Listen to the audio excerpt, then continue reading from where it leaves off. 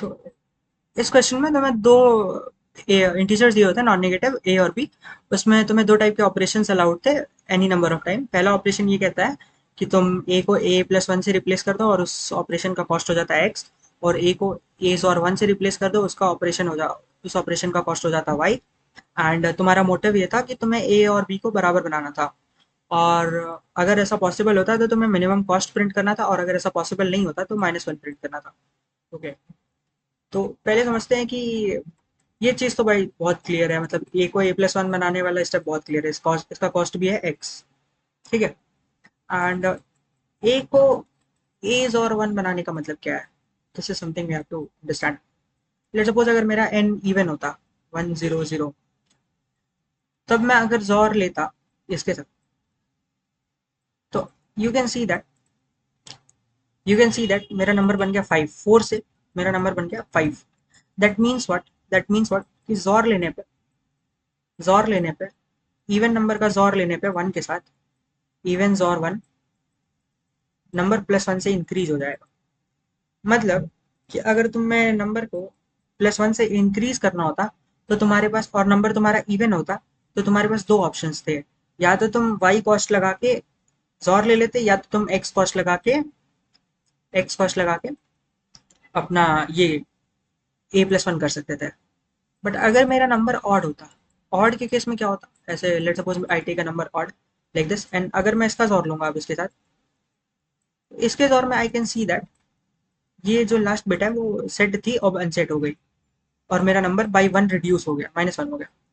तो अगर यहाँ से मुझे ये चीज़ समझ में आती है कि अगर मेरा नंबर, मुझे मतलब ए को बी के बराबर बनाने के लिए -1 करना पड़ता किसी स्टेप पे, तो -1 करना कब पॉसिबल होता? -1 करना तभी पॉसिबल होता जब मेरा पहली बार तो मेरा नंबर ऑड हो, और किस कॉस्ट में कर पाता मैं -1? मैं -1 कर पाता वाई कॉस्ट लगा के। अच्छा, तो बस यही सिचुएशन है, मतलब दो सिचुएशन बनेगी। पहला तो ये होगा कि तुम नंबर को प्लस वन से इंक्रीज करना चाहते हो। दो सिचुएशन पॉसिबल है, प्लस वन से इंक्रीज करना, -1 से डिक्रीज करना। -1 से डिक्रीज करना तभी पॉसिबल होगा जब तुम्हारा नंबर ऑड है, और वो भी क्या कॉस्ट लगा के पॉसिबल है? वाई कॉस्ट लगा के। प्लस वन से इंक्रीज करना, दो सिचुएशन हो सकती हैं। पहली सिचुएशन होगी कि तुम्हारा नंबर इवन है। अगर तुम्हारा नंबर इवन है तो तुम्हारे पास ऑप्शन है एक्स और वाई दोनों कॉस्ट यूज करने का, दोनों में से जो कम हो वो यूज कर लो। और अगर तुम्हारा नंबर ऑड है और तुम्हें प्लस वन से इंक्रीज करना है नंबर को, तब स्ट्रिक्टली तुम एक्स का ही यूज करोगे, क्योंकि अगर तुमने वाई यूज किया तो फिर तो -1 हो जाएगा। ओके, तो यही है जो तुम्हारे स्टेप्स है ना, वो यही हो जाता है। तो यहाँ पे हम लोग प्रॉपर ब्रूट फोर्सिंग कर सकते हैं। हम क्या कर सकते हैं कि एक लूप चला लेंगे, while a is not equal to b, and इस लूप में क्या कर, अच्छा एक और चीज समझ में आती है कि अगर मेरा नंबर इवन हुआ और मुझे -1 करना था, तो क्या पॉसिबल होगा? डेफिनेटली यहाँ पे पॉसिबल नहीं है। इवन होते हुए मुझे अगर -1 करना था, तो वो पॉसिबल नहीं है। तो मतलब यहाँ से मैं नो मैटर क्या स्टेप कंटिन्यू कर लो, यहाँ से ए को बी के बराबर पहुंचाना पॉसिबल नहीं है। क्यों?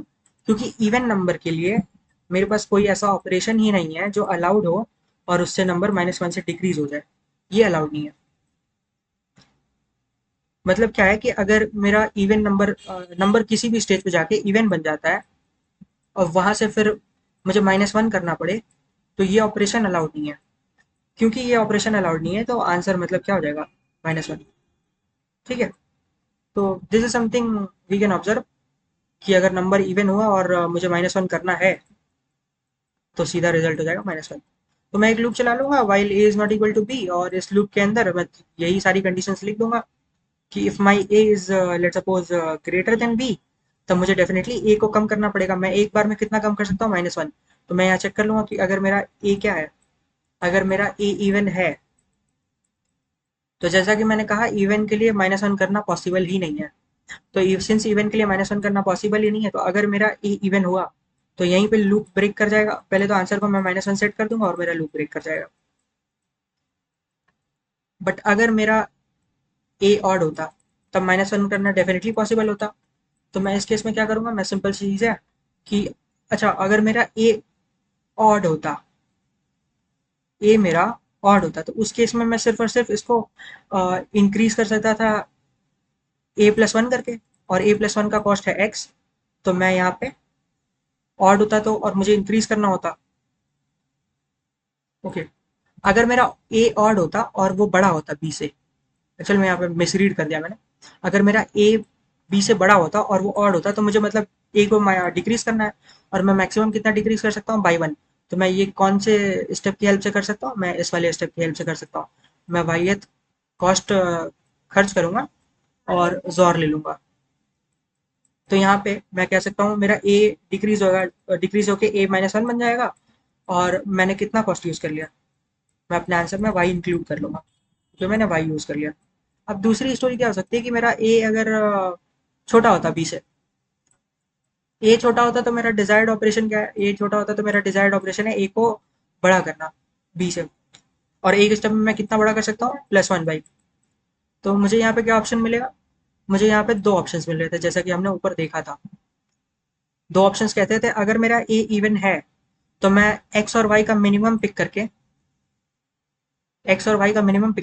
ऑपरेशन कर सकता हूँ। अगर मेरा, तो मैं यहाँ पे सिंपल सी चेक चीज़ है कि ए को चेक कर लेता है कि मेरा ए इवन है या नहीं। अगर मेरा ए इवन होता तो मैं आंसर में क्या इंक्लूड करता, आंसर में मैं इंक्लूड करता minimum of x comma y. ये क्यों कर पा रहे हैं हम, क्योंकि अगर ए इवन है तो मैं वाई वाले ऑपरेशन से भी +1 कर पा रहा था, और एक्स वाला ऑपरेशन तो सीधा सीधा तुम्हें दिखाई दे रहा है कि +1 है ही, तो यहाँ पे मैं मिनिमम पिक कर लेता। बट अगर मेरा ए ऑड होता, अगर मेरा ए ऑड होता तो मैं यहाँ पे, मेरे पास यार एक ही ऑपरेशन ही बच जाता फिर तो मेरे पास। कौन सा ऑपरेशन, अगर मेरा ए ऑड होता तो मेरे पास सिर्फ ये एक्स वाला ही ऑपरेशन बच जाता, तो बस मैं आंसर में +x कर लेता, यही मेरा सिंपल सा कोड हो जाता। सब बहुत कुछ कॉम्प्लेक्स नहीं है, बस ऑपरेशंस पता करने थे कि ये जॉर कौन सा ऑपरेशन कर पा रहा है और वो कौन सा ऑपरेशन कर पा रहा है। हमें पता चला है कि जॉर जब +1 करेंगे, जब 1 के साथ जॉर लेंगे, और अगर नंबर तुम्हारा इवन निकल गया तो रिजल्ट इंक्रीज होगा +1, अगर ऑड हुआ तो रिजल्ट डिक्रीज होगा -1। ठीक है, तो और एक और चीज पता चल गई है हमें इसी पॉइंट से कि तुम्हारे पास कोई तरीका ही नहीं है नंबर को डिक्रीज करने का, अगर वो इवन हुआ तो अगर तुम्हें नंबर को डिक्रीज करना पड़ रहा है और नंबर इवन है तो उस केस में तो आंसर -1 हो गया। वही हमने कंक्लूड करके आंसर में दे दिया है। इसका कोड देख लेते हैं, देख कुछ बहुत टफ नहीं था इसमें, और इसका कोड सिंपल सा है। देखो, इनपुट ले लिया ए एक्स और बी वाई का, और फिर यहाँ पे चेक कर लिया कि मेरा, अब लूप चला लिया, सिंपल आंसर को 0 से इनिशियलाइज कर दिया और लूप चला लिया जब तक ए और बी बराबर नहीं है। क्या किया इस लूप में, इस लूप में पहले चेक कर लिया कि ए बी से बड़ा है या नहीं है। अगर ए बी से बड़ा है और ए ऑड है, अगर ए बी से बड़ा है और ए ऑड है, तो हम लोग कौन सा ऑपरेशन कर सकते थे। यहाँ पे पहले तो क्या करने की नीड है, यहाँ पे सबसे पहले ए को डिक्रीज करने की नीड है। तो हम ए को डिक्रीज कौन कर पा रहा था, सिर्फ और सिर्फ एक ही ऑपरेशन, वाई वाला। और तो उसके लिए भी क्या होना चाहिए था, ए हमारा ऑड होना चाहिए। तो अगर हमारा ए ऑड है और ए से बी से बड़ा है, तो आंसर में +y इंक्लूड कर दिया और ए को -1 से डिक्रीज कर दिया। और अगर ए बी से बड़ा है और ए इवन है, तब तो पॉसिबल ही नहीं था ये कर पाना, तो आंसर -1 करके लूप से ब्रेकआउट कर लिया। और दूसरी कंडीशन क्या होगी कि ए बी से छोटा है, ए बी से छोटा हुआ तो तुम्हारे पास उसको डिक्रीज इंक्रीज करने के दो तरीके थे, एक तो एक्स के थ्रू, एक तो वाई के थ्रू। अगर तुम्हारा नंबर इवन होता तो तुम एक्स और वाई दोनों ऑपरेशन यूज कर सकते थे, तो उनमें से तुम मिनिमम पिक करने का तुम्हारे पास ऑप्शन होता।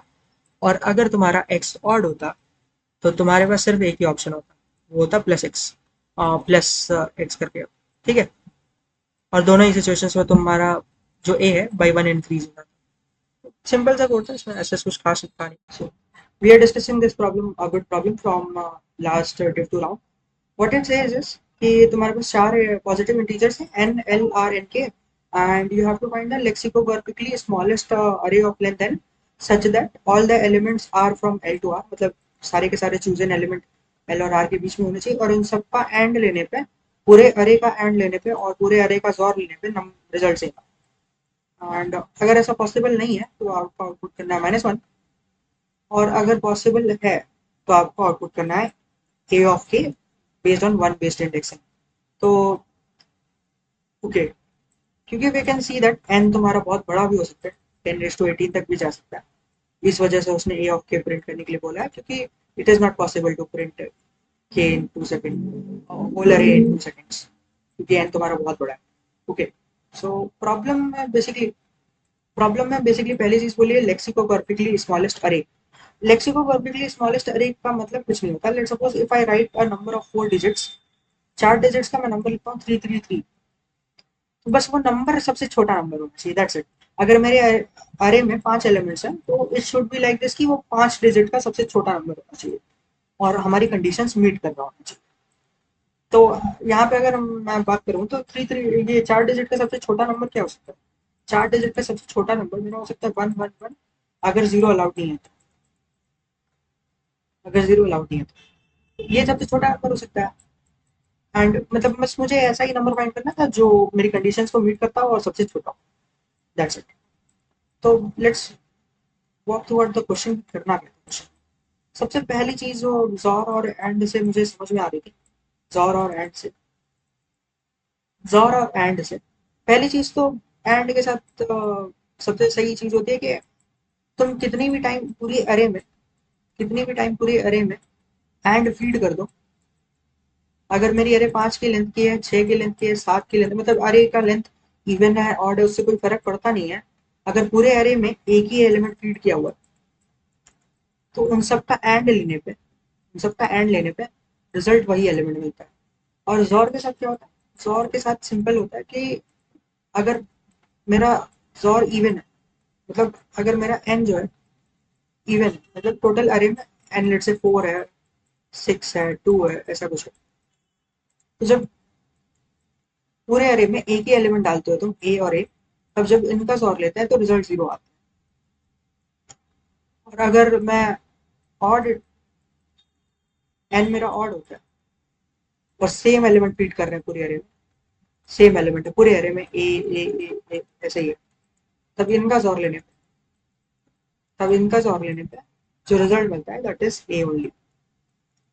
ये चीज बहुत कॉमन है, बहुत कॉमनली टॉट भी है, बहुत कुछ टफ नहीं है इसमें। इसी चीज का पूरा यूज करने वाले हैं हम यहाँ पे इसको सॉल्व करने के लिए। करेंगे क्या, सिंपल सी चीज है। अगर मेरा एन ऑड हो गया अगर मेरा एन ऑड हो गया तो कैन आई से दिस कि can I use this fact जो यहाँ मैंने बोला है कि जोर का अगर ऑड है और मैंने पूरी एरे में सेम एलिमेंट फीड किया हुआ है, तो तब तो क्या कहते हैं, मैं पूरे एरे में एक ही एलिमेंट डाल सकता हूँ और सबका जोर भी सेम नंबर होने वाला है। और एंड में तो हमेशा नंबर सेम ही हो एंड में तो हमेशा नंबर सेम ही आता है। अगर पूरे एलिमेंट अरे में सेम एलिमेंट डाला हुआ है, पूरे एलिमेंट ए और ए डाला हुआ है, तो क्या मिलेगा रिजल्ट? हमेशा ए ही मिलेगा। बहुत नॉर्मल है ये चीज तो मैं इस फैक्ट का यूज कर सकता हूँ यहाँ पे कि अगर मेरा एन ऑड है तो मैं पूरे एरे में एल ही डाल देता हूँ, एल ही डाल दिया। अब इन सबका एंड ले लोगे और जोर ले लोगे, तब भी रिजल्ट क्या ही मिलेगा, एल मिलेगा। तो हमारी कंडीशन भी मीट हो गई। और ये एल को पुट करना सबसे छोटा नंबर था। लेट्स सपोज तुम्हें 3 to 8 के बीच में कोई भी नंबर डालने थे और तुम्हारा एन ऑड था, तो मैं ग्रिडली 3 को ही तो पुट कर सकता था सब में, क्योंकि 3 का जोर लूंगा तो भी मुझे रिजल्ट 3 ही मिलेगा, क्योंकि ऑड टाइम्स है जोर।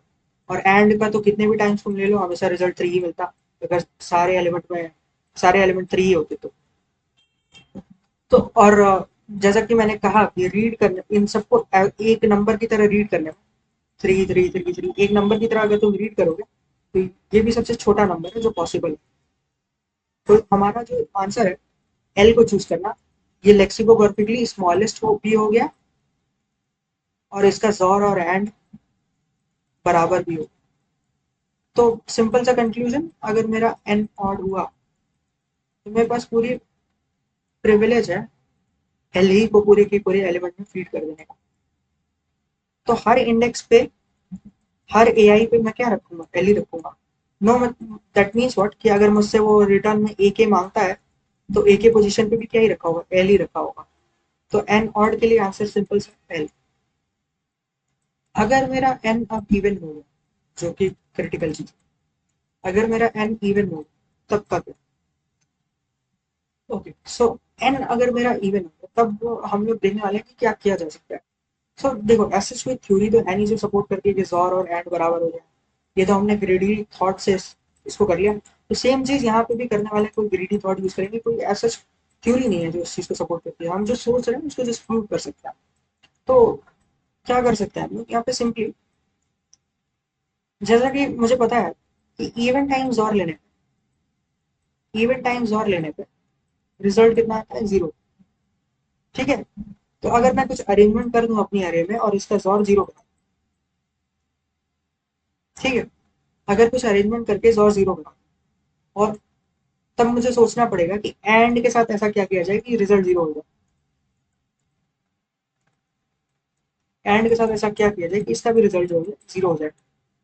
तो एंड का तो सिंपल सी चीज है कि अगर एंड में तो मतलब एक बहुत छोटी सी चीज है। अगर मेरे पास कोई पावर ऑफ 2 हो, कोई मेरे पास पावर ऑफ 2 हो, और बाकी अरे एलिमेंट्स पावर ऑफ 2 -1 हो, से 0 के बीच में कोई भी नंबर हो, तो पावर ऑफ 2, लेट सपोज मैं पावर ऑफ 2 -1 से 0 के बीच का एक एलिमेंट एक्स कर रहा हूँ, और इसका एंड ले रहा हूँ पावर ऑफ 2 के साथ, तो इनका रिजल्ट हमेशा 0 आता है। ये भी एक पॉइंट है जो नोट करना चाहिए। ये क्यों होता है? ये सिंपल से रीजन से होता है कि मेरे पावर ऑफ 2 के लिए लेट सपोज मेरी 32nd बिट सेट है। तो अब जैसा कि हमें पता है कि पावर ऑफ 2 में केवल एक ही बिट सेट होती है, बाकी सारी बिट्स अनसेट होती है। तो अगर मेरी पावर ऑफ 2 में 32nd बिट सेट है, तो बाकी सारी बिट्स अनसेट ही होंगी, 0 0 0 होंगी। और मेरे पावर ऑफ 2 - 1 में एटमैक्स कितनी बिट से कौन सी बिट सेट हो सकती है पावर ऑफ 2 - 1 में? 31st bit एटमैक्स। पावर ऑफ 2 - 1 से 0 के बीच में एटमैक्स हमारी 31st बिट सेट हो सकती है। तो ये वाली बिट तो फॉर श्योर सेट नहीं होगी, और बाकी सारी बिट सेट भी हो गई 1 1 1। अगर यहाँ पे सब में 1 1 भी होता, या नो मैटर क्या कॉन्फ़िगरेशन रखते हैं, इनका जब एंड लोगे तो क्योंकि ये तो ऊपर वाली 0 है तो रिजल्ट तो 0 ही आने वाला है यहाँ तक का। और ये वाली बिट कभी भी सेट होने नहीं वाली, क्योंकि हमने जो भी नंबर चुना है वो पावर ऑफ 2 - 1 से 0 के बीच का है, मतलब पावर ऑफ 2 से तो छोटा है, तो ये बिट तो कभी सेट हो नहीं सकती। तो ये तो 0 होना ही था, और इसके पीछे वाला भी सारा 0 हो गया, तो एंड का भी रिजल्ट क्या मिल गया, 0। तो हम सिंपल सा कंक्लूजन ये ले सकते हैं यहाँ से कि अगर हम कोई ऐसा नंबर चूज कर पा रहे हैं जो पावर ऑफ 2 है, ठीक है, और इसका एंड ले रहे हैं पावर ऑफ 2 - 1 से 0 के बीच का कोई भी नंबर यूज करके, तो रिजल्ट 0 मिल गया। ये ऑब्जर्वेशन है जो हम देख सकते हैं इस पर्टिकुलर क्वेश्चन के लिए।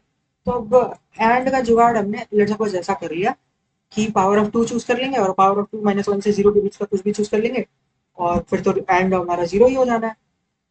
ओके, बट साथ में मुझे ये भी ध्यान रखना है कि मुझे जोर को भी 0, और साथ में मुझे ये भी ध्यान रखना है कि पावर ऑफ 2 - 1 से 0 के बीच में जो भी नंबर होगा वो एल से आर के बीच का ही हो, और मेरा पावर ऑफ 2 खुद भी एल टू आर के बीच का हो। ओके, तो पहली चीज तो जोर 0, और साथ में मुझे एक और पॉइंट कैरी करना है। मुझे जो पॉइंट कैरी करना है दैट इज मेरा जो अरे हो वो भी लेक्सिको परफेक्टली स्मॉलेस्ट हो। मतलब मैं उसको एक नंबर की तरह लिखूंगा तो वो नंबर सबसे स्मॉलेस्ट वैलिड नंबर होना चाहिए। ये डिमांड है।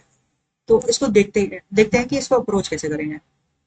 पहली चीज पहली चीज, जैसे कि हमें पता है कि मैं कितने भी टाइम्स एंड ले लूं, रिजल्ट तो वही आता है, नंबर ही आता है, अगर मैंने नंबर ही रखा है पूरे अरे में। तो मैं लेट सपोज कुछ टाइम्स के लिए P2 रख रहा हूँ, पावर ऑफ 2, इवन टाइम्स के लिए। इवन टाइम्स के लिए अगर पावर ऑफ 2 रखता हूँ अरे में, तो नो मैटर मैं इन सब का कितनी बार मतलब इवन टाइम्स रखूँ और टाइम्स रखूँ, कोई फर्क पड़ता नहीं है। जब मैं इन सभी का एंड लूंगा तो मुझे रिजल्ट तो पावर ऑफ 2 ही मिलने वाला। अगर मैं अरे में 5 बार, नहीं 5 बार, लेट सपोज मैं इवन टाइम्स रख रहा हूँ ना, तो मैं पावर ऑफ 2 4 को रखता हूँ और 4 बार रखता हूँ। तो इनका जब भी मैं एंड लूंगा सिर्फ इनका, तो मुझे रिजल्ट क्या मिलेगा? मुझे रिजल्ट मिलेगा एंड लेने पे 4 ही मिलेगा। ठीक है, अब मैं इवन टाइम्स क्यों रख रहा हूँ मैं वो बताऊंगा अभी। और मैं दूसरा नंबर जो पावर ऑफ 2 - 1 से के बीच में से चुना हूँ, उसको मैं एक्स बुला दे रहा हूँ, उसको मैं रख रहा हूँ, उसको भी मैं रख रहा हूँ इवन टाइम्स। उसको मैं रख रहा हूँ बेटर से n माइनस इवन टाइम्स। ठीक है, अब मुझे बताओ n अगर इवन है तो n माइनस इवन भी तो इवन ही होगा ना। तो ये भी इवन टाइम्स रख रहा हूँ। इवन टाइम्स रखने के पीछे एक स्ट्रैटेजी है, उसमें एक्सप्लेन करता हूँ। इवन टाइम्स रखने के पीछे स्ट्रैटेजी है, एक्स को इवन टाइम्स रखने के पीछे स्ट्रैटेजी ये है कि मेरा एक्स भी एन माइनस इवन टाइम्स हो और मेरा पावर ऑफ टू भी n minus even even times हो। इसके पीछे स्ट्रैटेजी ये है कि जब तुम इनका जोर लेते हो इवन टाइम्स का, तो कोई भी नंबर अगर इवन टाइम अकर कर रहा हो तो उसका जोर लेने पे रिजल्ट आता है जीरो, और कोई भी नंबर अगेन इवन टाइम्स रखते हो तो उसका जोर लेने पे रिजल्ट आता है जीरो। तो जब इनका साथ में जोर लोगे तो भी रिजल्ट आएगा जीरो। तो ये स्ट्रैटेजी लाइक वर्क कर सकती है यहाँ पे कि मैं एक्स एक नंबर चूज कर लूंगा जो power of two minus one से जीरो के बीच का कोई भी नंबर होगा, और उसको मैं रख दूंगा कितनी बार, उसको मैं सिंपली रख दूंगा even times, n minus even times, और मैं इसको कितनी बार रख दूंगा पावर ऑफ टू को इवन टाइम्स। अब मैंने जब इनका एंड लूंगा, जब मैं इनका एंड लेता हूं तो रिजल्ट आता है पावर ऑफ टू, और जब मैं इनका एंड लूंगा तो भी रिजल्ट आएगा एक्स, और एक्स एंड पी टू का रिजल्ट हम ऑलरेडी देख चुके हैं कि वो जीरो ही होता है। Power of two minus one से जीरो के बीच में कोई भी एक नंबर चूज करोगे और पावर ऑफ टू से एंड लोगे तो रिजल्ट कितना आता है, जीरो ही आता है, ये फिक्स है। ये एक अभी ऑब्जर्वेशन किया था हमने ऊपर। एक तो ये चीज हो गई, तो इनका एंड ओवरऑल जीरो हो गया, ये इंश्योर कर लिया। और अब जोर की बारी, जोर का मतलब क्या है, जोर मैंने इवन टाइम ले लिया किसी भी नंबर का, तो वो तो जीरो होगा, यहाँ पे एन माइनस ई इवन ही होगा। तो जब मैं एक्स का इवन टाइम जोर लूंगा तो उसका रिजल्ट आएगा जीरो, और मैंने पावर ऑफ टू का इवन टाइम जोर लूंगा तो उसका भी रिजल्ट आएगा जीरो। तो जीरो जोर जीरो इज जीरो, इससे मैंने जोर भी जीरो कर दिया। मतलब ये स्ट्रैटेजी वर्क कर सकती है। अब मुझे यहाँ पे ई को देखना है क्या होगा और एक्स को देखना है क्या होगा, और फिर इवेंचुअली मुझे एन माइनस ई को देखना है क्या होगा, और अपने कंडीशन के अकॉर्डिंग रखना है। मुझे एक बात बताओ, मैं zero to power of two minus one तो रैंडमली पिक नहीं कर सकता। ये जो भी मैं पिक करूंगा ये एल से आर के बीच में ही होना चाहिए। तो अगर मेरा एल एक पावर ऑफ टू है और मैंने एल को ही पिक कर लिया पावर ऑफ टू की जगह, तो अब जो भी नंबर मुझे पिक करना था वो मैं power of two minus one से जीरो के बीच में होगा, और वो एल से छोटा ही होगा, क्योंकि मेरा जो भी एक्स होता वो power of two minus one से जीरो के बीच में होता, और मेरा एल ही पावर ऑफ टू था। मेरा जो एल था वो एक पावर ऑफ टू था, ठीक है। तो अब मैं इसके लिए तो power of two minus one से जीरो के बीच में कभी कुछ पिक नहीं कर पाऊंगा, क्योंकि ये सब एल से छोटे हो गए। तो मुझे ये ध्यान रखना है, पहला पॉइंट मेरे को समझ में आता है कि मेरा जो पावर ऑफ टू जो भी होना चाहिए, that should be greater than L and less than और इक्वल टू आर। ये एक कंक्लूजन। ऐसा क्यों? क्योंकि अगर मेरा एल पावर ऑफ टू होता, तो मुझे याद रखो एक्स को पिक करना है power of two minus one से जीरो के बीच में, which is not possible now, क्योंकि एल जब भी तुम पिक करने जाओगे तो स्मॉलेस्ट खुद ही पावर ऑफ टू है, इससे छोटा कुछ पिक करना अलाउड ही नहीं है, और ये सब इससे छोटे ही होता है। तो तुम्हें पावर ऑफ टू ऐसा पिक करना है जो एल एंड के आर के बीच में हो। ये तो पहली चीज हो गई। दूसरी चीज अब तुम्हारे दिमाग में आ सकती है कि जो इवन था कि पावर ऑफ टू को कितने टाइम्स रखें। जैसा कि तुम्हें मैंने बोला था कि लेक्सिकोग्राफिकली नंबर छोटा होना चाहिए। लेक्सिकोग्राफिकली नंबर छोटा होना चाहिए, इसका मतलब है कि जो बड़े वाले नंबर्स हैं वो कम से कम टाइम अकर हो करने चाहिए, और छोटे वाले नंबर ज्यादा से ज्यादा टाइम अकर करने चाहिए, ठीक है। तो सबसे छोटा इवन नंबर मैं क्या रख सकता हूँ? सबसे छोटा मैं इवन नंबर रख सकता हूँ टू। तो मैं पावर ऑफ टू को अरे में लास्ट दो इंडेक्स पे जाके अकर करा दूंगा, ठीक है। एन माइनस वन पोजिशन पे और एन पोजिशन पे रख दूंगा पावर ऑफ टू को। ये चीज क्लियर होगी। पावर ऑफ टू कहाँ पे रखूंगा मैं? एन माइनस टू और एन पोजिशन पे। अब बच कितने पोजीशन गए? बच गए मेरे n minus two position. N minus two obviously even होगा, क्यों? क्योंकि एन मेरा एक इवन नंबर है। तो अब एन माइनस टू पोजिशन पे मैं क्या रखूँ? एन माइनस टू पोजिशन पे मुझे याद रखो रखना था पी टू माइनस वन से जीरो के बीच का। अब पी टू माइनस वन से जीरो के बीच का सबसे छोटा वैलिड नंबर जो एल से बड़ा या उसके बराबर होगा और आर से छोटा या उसके बराबर होगा, वो क्या हो सकता है? वो एल खुद ही हो सकता है। तो यहाँ सारे पोजिशन में क्या रख दूँ? एल। तो एन माइनस टू प्लेसेस पे मैंने क्या रख दिया? एल। और nth और n माइनस वन पोजिशन पे मैंने क्या रख दिया? पावर ऑफ टू, ठीक है। तो यही मेरा सोल्यूशन हो जाएगा। अच्छा, एक और चीज नोटिस करने लायक है कि अगर मेरा एन टू होता, एन मेरा टू होता, तो उसके लिए एन माइनस टू तो जीरो हो जाता, मतलब तुम्हारा एल रखना पॉसिबल ही नहीं होता, ठीक है। तो मतलब एन माइनस टू के लिए, मतलब basically n is equal to two के लिए सोल्यूशन पॉसिबल नहीं है। क्यों पॉसिबल नहीं है? क्योंकि इसके लिए यार n माइनस टू तो जीरो हो जा रहा है। जैसे ही n माइनस टू जीरो हो जाएगा तो क्या तुम यहाँ l रख पाओगे? और जब तुम l नहीं रख पा रहे हो तो तुम पावर ऑफ टू रख के क्या ही कर लोगे? तुम्हारा एंड लेने पे तो कभी रिजल्ट जीरो आने नहीं वाला। ठीक है, क्योंकि तुम्हारे पास जस्ट टू ही है, तो तुम, और तुम्हारे पास दो ही पोजीशन है, और तुम दो ही पोजीशन पे पावर ऑफ टू रख दोगे। इनका जब जोर लोगे तो रिजल्ट तो जीरो आ जाएगा, लेकिन जब इनका एंड लोगे तो रिजल्ट पावर ऑफ टू आ जाएगा, which is obviously not required, not satisfied solution. तो सिंपल सा कंक्लूजन मिल गया है। हम जब मेरा एन ऑड होगा तो मैं क्या करूंगा? जब मेरा एन ऑड होगा तो मैं सारी की सारी पोजीशंस पे एल रखने वाला हूँ। ओके, जब मेरा एन इवन होगा तो मैं पहले चेक करूंगा कि मेरा एन ग्रेटर देन टू है या नहीं है। अगर मेरा एन ग्रेटर देन टू है तो मैं एक फॉर लूप चला लूंगा 1 to 64 का। अच्छा, कोडिंग वाली पार्ट बताते हैं अभी, उससे पहले जरा जस्ट एक रफ वे में अप्रोच डिस्क्राइब कर दे रहा दोबारा। अगर मेरा एन ग्रेटर देन टू, क्यों? क्योंकि एन माइनस टू जीरो होता है और यहाँ पे एल रखने का ऑप्शन अवेलेबल ही नहीं है। उसके बिना तो रिजल्ट कभी जीरो हो ही नहीं सकता एंड वालों का। ठीक है, तो अगर मेरा एन ग्रेटर देन टू हुआ तो मैं क्या करूंगा? मैं simply smallest power of two find करूंगा। Smallest power of two such that, smallest power of two कैसी होनी चाहिए? ऐसा होना चाहिए कि it is greater than L. Greater than L क्यों? उसका रीजन बता चुका हूँ। और लेसर देन और इक्वल टू आर, इसके बीच का होना चाहिए वो पावर ऑफ टू। अगर मुझे ऐसा पावर ऑफ टू मिल गया तो मैं एन माइनस वन पोजीशन पे और एन पोजीशन पे पावर ऑफ टू रखूंगा, और बाकी सारी पोजीशन पे एन माइनस टू पोजीशन पे एल रखूंगा। ठीक है, तो अगर मुझसे के में एन माइनस टू पोजिशन में से कोई भी एक मांगता है तो मैं दे दूंगा एल। और अगर मुझे के में एन माइनस वन या फिर एन पोजिशन में से कोई भी एक मांगता है तो मैं दे दूंगा पावर ऑफ टू।